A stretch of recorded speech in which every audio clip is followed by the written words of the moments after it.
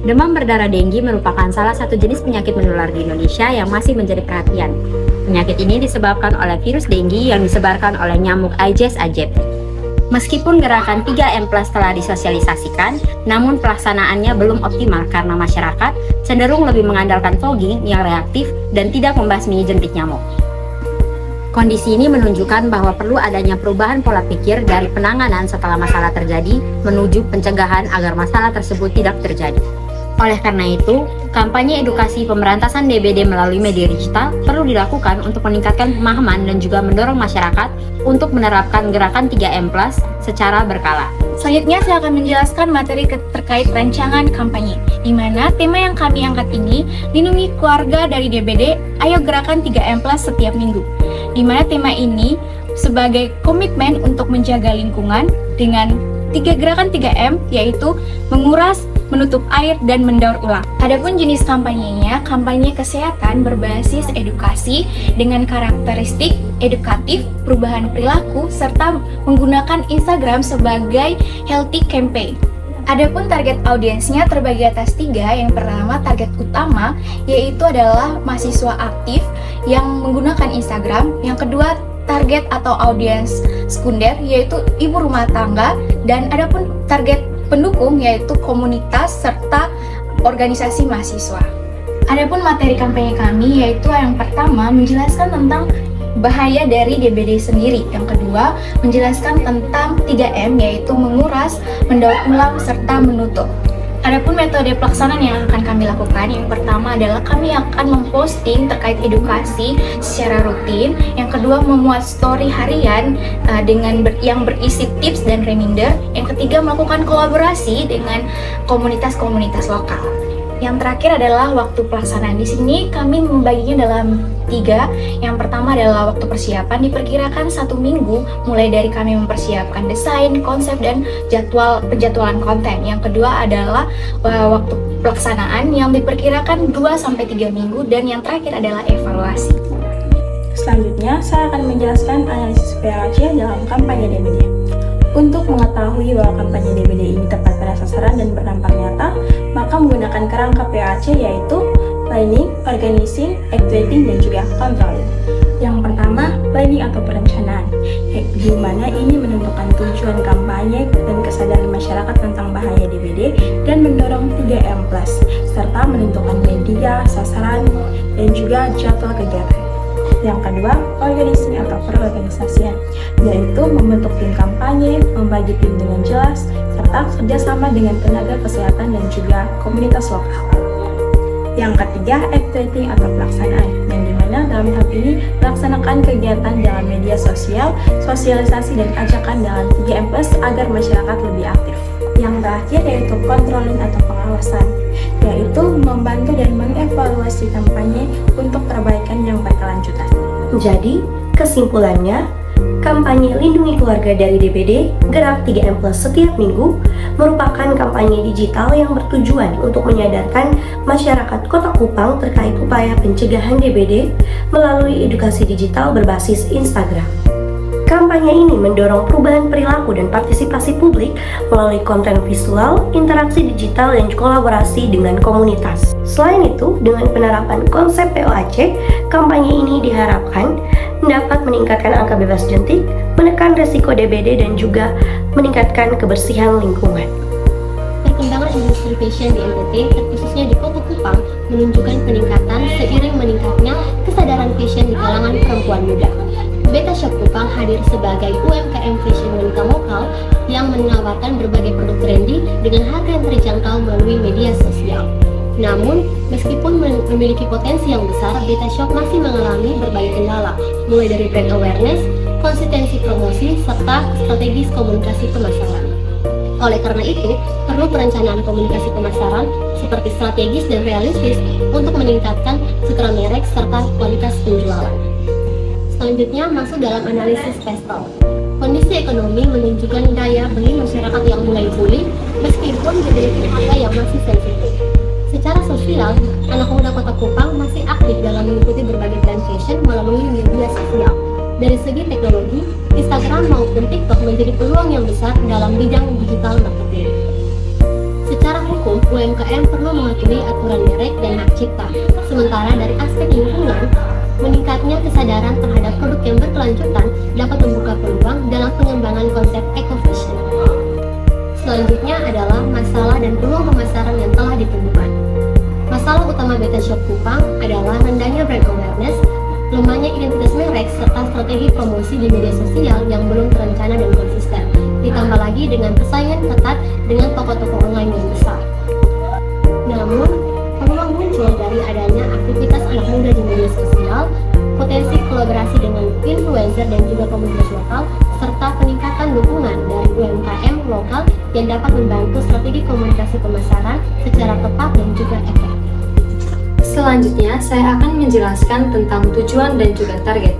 Tujuan pemasaran mencakup 3 poin utama, yakni yang pertama ada meningkatkan brand awareness. Beta Shop meningkatkan brand awareness sebesar 40% dalam 12 bulan melalui promosi digital di Instagram dan juga TikTok.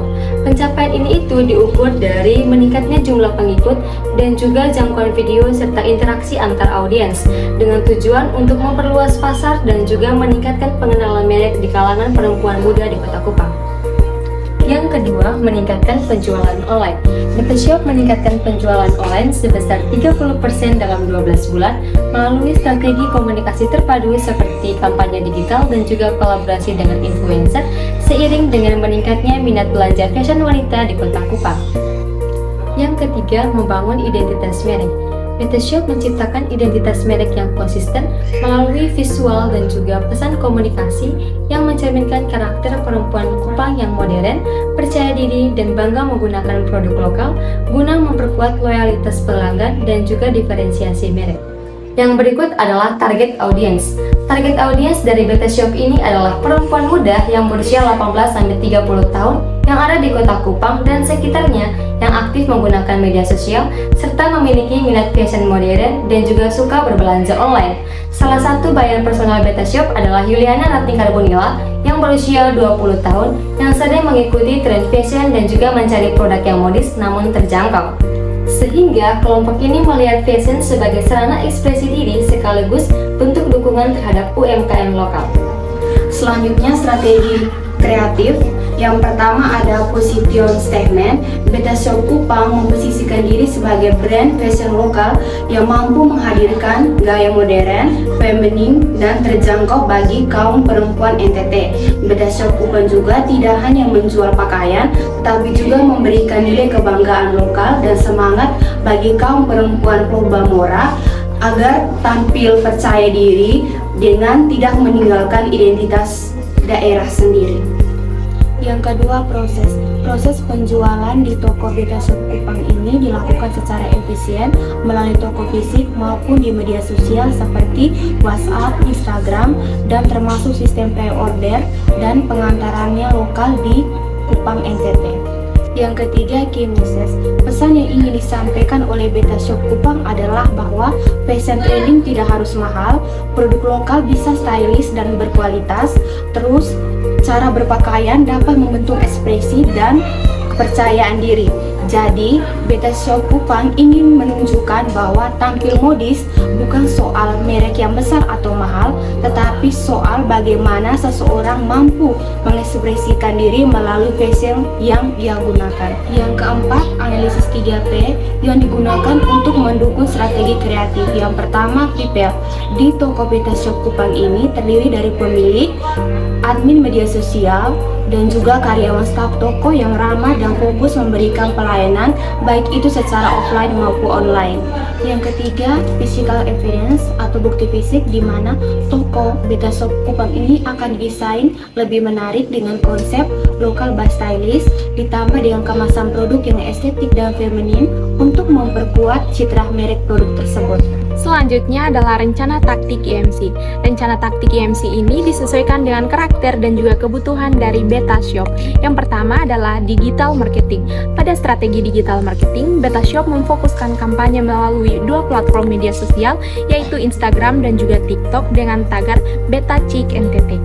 Kedua platform ini dipilih karena memiliki tingkat penggunaan yang sangat tinggi di kalangan anak muda sebagai target audiens utama dari Beta Shop. Konten yang disajikan berupa video OOTD, mix and match, dan juga challenge singkat dengan iringan musik lokal. Strategi kampanye ini dianggap kreatif karena menggabungkan unsur budaya dan juga humor lokal NTT dengan tren anak muda sekarang sehingga dapat diterima dengan mudah oleh audiens. Yang kedua, event marketing. Beta Shop akan menyelenggarakan mini fashion show yang bertajuk Beta Cheeky Day dengan melibatkan pelanggan dan juga influencer sebagai model. Kegiatan ini akan dilaksanakan di kafe viral seperti Subasuka Paradise dan juga Lafayette Coffee.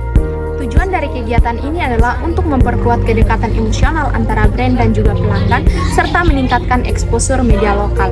Keunikan dari kegiatan ini adalah menampilkan pelanggan sebagai bagian dari pengalaman merek yang memberikan kesan paling otentik dan juga membangun loyalitas. Yang ketiga, public relation. Strategi Humas dilakukan dengan menggandeng komunitas muda atau organisasi sosial yang ada di Kupang untuk melaksanakan donasi pakaian layak pakai dengan tema dari Beta untuk kita. Kegiatan ini tidak hanya untuk memperkuat citra sosial Beta Shop, tetapi juga untuk menumbuhkan kesadaran akan pentingnya sustainable fashion. Melalui kegiatan PR ini, Beta Shop ingin menunjukkan bahwa brand lokal juga bisa peduli terhadap nilai kemanusiaan dan juga keberlanjutan lingkungan. Yang berikutnya, anggaran, lini masa, dan evaluasi pemasaran Beta Shop. Nah, yang pertama, anggaran.